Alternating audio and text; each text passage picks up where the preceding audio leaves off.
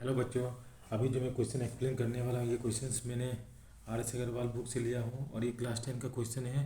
Chapter इसका नाम है दैट इज क्वाड्रेटिक इक्वेशन और ये चैप्टर नंबर 10 है। Exercise 10 he question number 52। Now see the question number 52। The speed of a boat in still water is 8 kilometres per hour.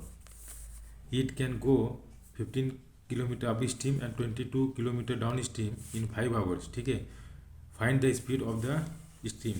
तो बोलता है कि स्पीड ऑफ द स्ट्रीम मतलब पानी का लहर का स्पीड हमको निकालने के लिए बोल रहा है. तो देखिए, मान लीजिए एक पॉइंट है ए से लेके बी तक. बोलता है कि ए से लेके बी तक का जो डिस्टेंस है वो 15 किलोमीटर है. ठीक है, ए से बी लेके, और बी से जो सी तक का है, सी तक का उसका डिस्टेंस बोल रहा है कि 22 किलोमीटर से.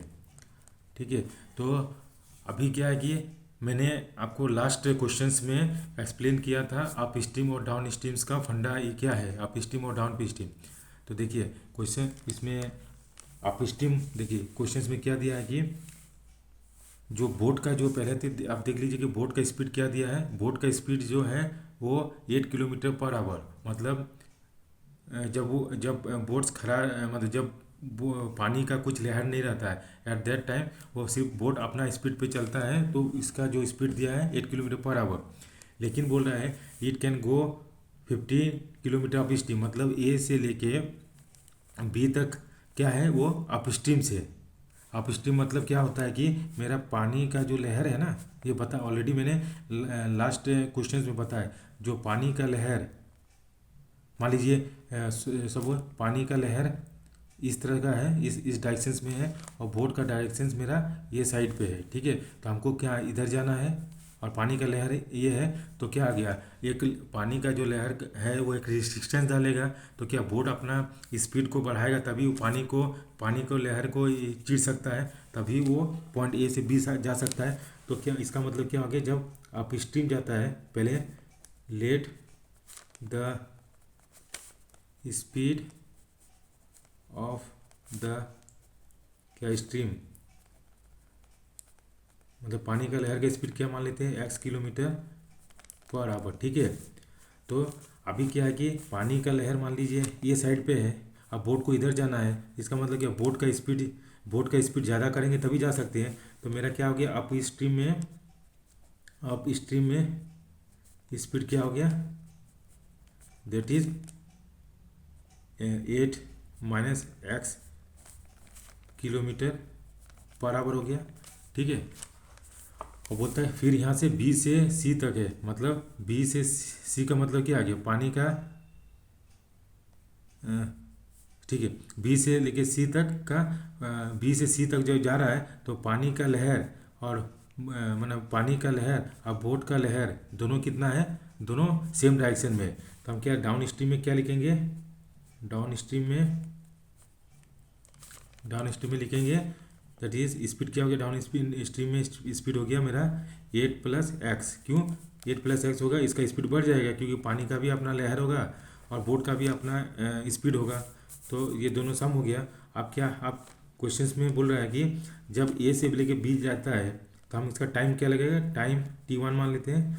तो क्या डिस्टेंस बाय स्पीड, मतलब डिस्टेंस क्या ए बी बाय स्पीड हो गया.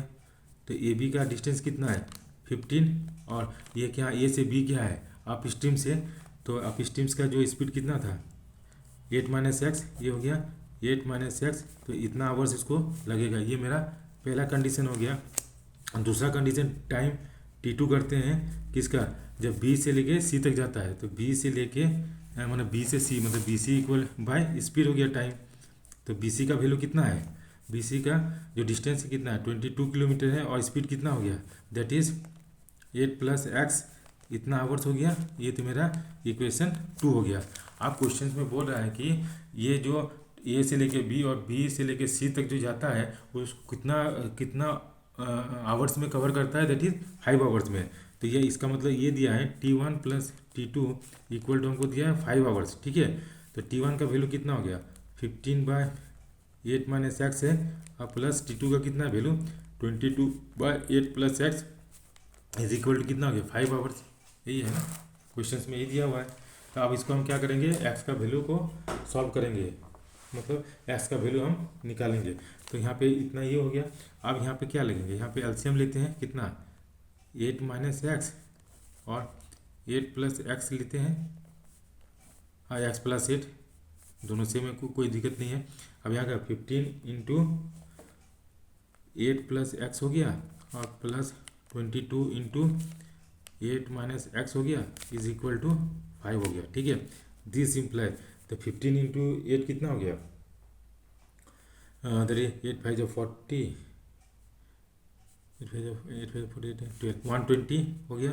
120 प्लस यहाँ क्या होगा 15x अब plus 22 into 8 that is 8 16 70 176 minus 22x by ये क्या ए स्क्वायर माने a square minus b square का फॉर्म में है, मतलब a plus b into a minus b इसी का फॉर्म में है। तो ए स्क्वायर कितना हो गया, हम लिखेंगे 8 का स्क्वायर और माइनस एक्स स्क्वायर लिखेंगे कि नहीं, आई इक्वल टू कितना है 5 है। अब हम इसको सॉल्व करते हैं, तो मेरा सॉल्व करने से कितना आएगा 5x square minus 5x square minus 7x, कैसे 5x स्क्वायर माइनस 22x और इतना 7x minus 7x plus 296 minus 320 is equal to 0। इसको सॉल्व करेंगे तो ठीक है। अब देखिए यहाँ पे क्या लिखेंगे, यहाँ पे that is equal to 5x square minus 7x minus 24 is equal to 0। अब हम यहाँ x का वैल्यू निकालते हैं, तो 5x स्क्वायर माइनस 15x और plus 8x minus 24 is equal to 0। यहाँ से हम x का वैल्यू निकालते हैं, कॉमन लेते हैं तो कितना, सॉरी 5x कॉमन लेते हैं तो क्या हो गया x माइनस 3 और प्लस यहाँ 8 कॉमन लेते हैं तो x minus 3 that is equal to 0। तो क्या वैल्यू हो गया 5x प्लस 8 और x minus 3 that is equal to 0। तो x का वैल्यू कितना हो गया, एक 3 हो गया और x का वैल्यू हो गया माइनस 8/5। क्यों, ये दोनों को इक्वेशन को 0 से इक्वेट करेंगे तो ये तो कंसिडर करेंगे नहीं क्योंकि स्पीड्स नेगेटिव नहीं होता। तो x इक्वल टू कितना हो गया 3 किलोमीटर पर आवर, मतलब स्पीड ऑफ द स्टीम, मतलब पानी का लहर का स्पीड कितना होगा 3 किलोमीटर पर आवर। इस तब ये जो स्पीड्स है ना, पानी का लहर का जो स्पीड है वो हमेशा क्या है बोट के स्पीड से कम होगा, तभी क्या होता है बोट पानी का लहर को चीर के निकलता है। यदि पानी का लहर का स्पीड ज़्यादा रहेगा तो बोट आगे बढ़ेगा नहीं बढ़ेगा, एट दैट टाइम क्या होता है we have to increase the speeds of the boat. Thank you for watching this video and have a nice day.